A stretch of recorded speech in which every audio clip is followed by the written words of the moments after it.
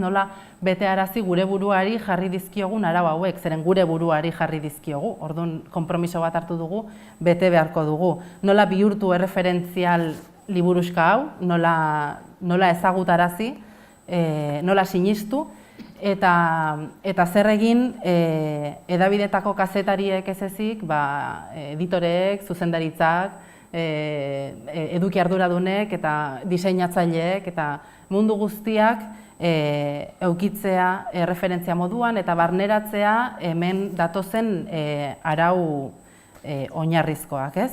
Eta gutxienez bikaintasunera iritsiko gera halako batean, baina Izaskunek esan du gauzak ez direla egun batetik bestera lortzen eta bikaintasunera iristen garen bitartean gutxienez ea saiesterik daukagun oraindik gure inguruko hedabideetan ikusten ditugun argitalpen onartezinak. Orduan, hori da erronka bat, daukaguna oraindik lantzen jarraitzeko.